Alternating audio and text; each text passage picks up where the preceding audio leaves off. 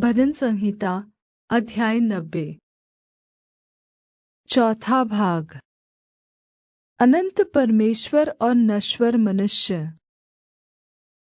हे प्रभु, तू पीढ़ी से पीढ़ी तक हमारे लिए धाम बना है। इससे पहले कि पहाड़ उत्पन्न हुए या तूने पृथ्वी और जगत की रचना की, वरन् अनादिकाल से अनंत काल तक तू ही परमेश्वर है। तू मनुष्य को लौटाकर मिट्टी में ले जाता है और कहता है, हे आदमियों, लौट आओ। क्योंकि 1000 वर्ष तेरी दृष्टि में ऐसे हैं जैसा कल का दिन जो बीत गया, या रात का एक पहर। तू मनुष्यों को धारा में बहा देता है, वे स्वप्न से ठहरते हैं।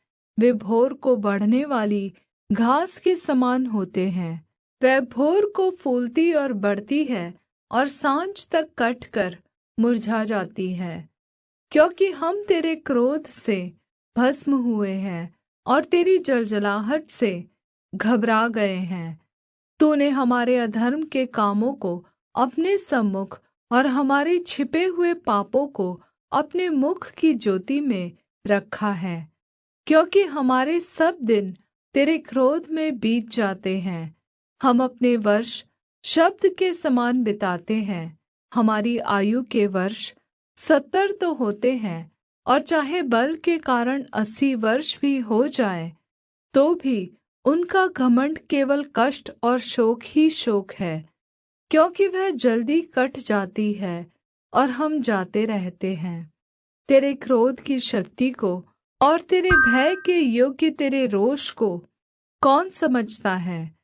हमको अपने दिन गिनने की समझ दे कि हम बुद्धिमान हो जाएं। हे यहोवा, लौट आ। कब तक? और अपने दासों पर तरस खा। भोर को हमें अपनी करुणा से तृप्त कर कि हम जीवन भर जय जयकार और आनंद करते रहे।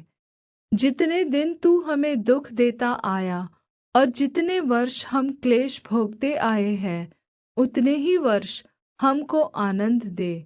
तेरा काम तेरे दासों को और तेरा प्रताप उनकी संतान पर प्रगट हो। हमारे परमेश्वर यहोवा की मनोहरता हम पर प्रगट हो।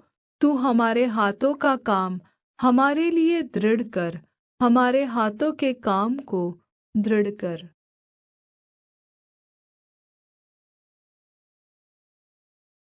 भजन संहिता अध्याय 91।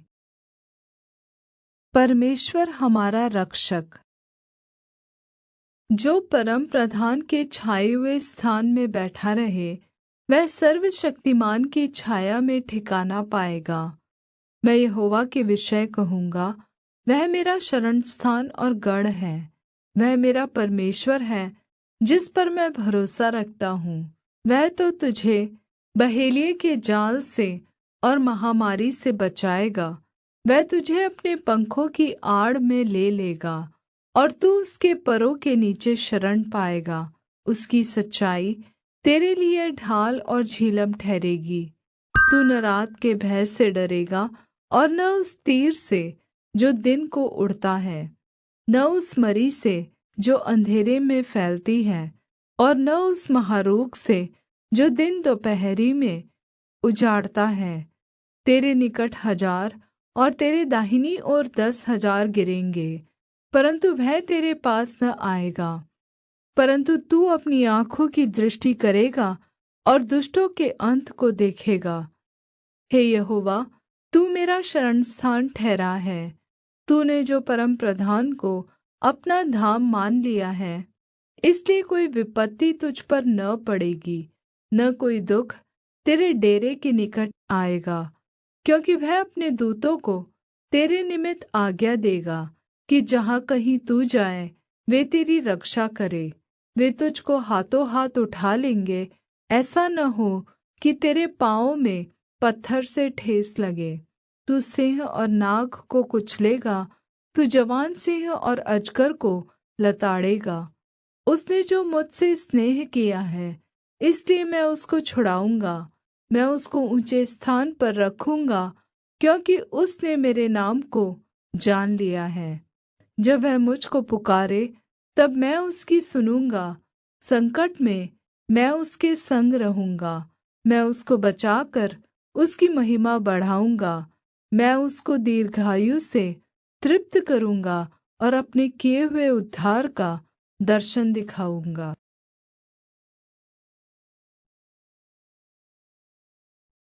भजन संहिता अध्याय 92। स्तुति का गीत। यहोवा का धन्यवाद करना भला है। हे परम प्रधान, तेरे नाम का भजन गाना। प्रातःकाल को तेरी करुणा और प्रति रात तेरी सच्चाई का प्रचार करना। 10 तार वाले बाजे और सारंगी पर और वीणा पर गंभीर स्वर से गाना भला है।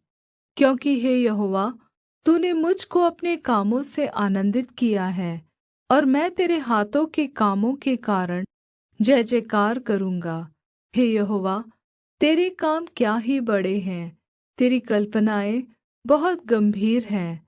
पशु समान मनुष्य इसको नहीं समझता और मूर्ख इसका विचार नहीं करता कि दुष्ट जो घास के समान फूलते फलते हैं और सब अनर्थकारी जो प्रफुल्लित होते हैं, यह इसलिए होता है कि वे सर्वदा के लिए नाश हो जाए।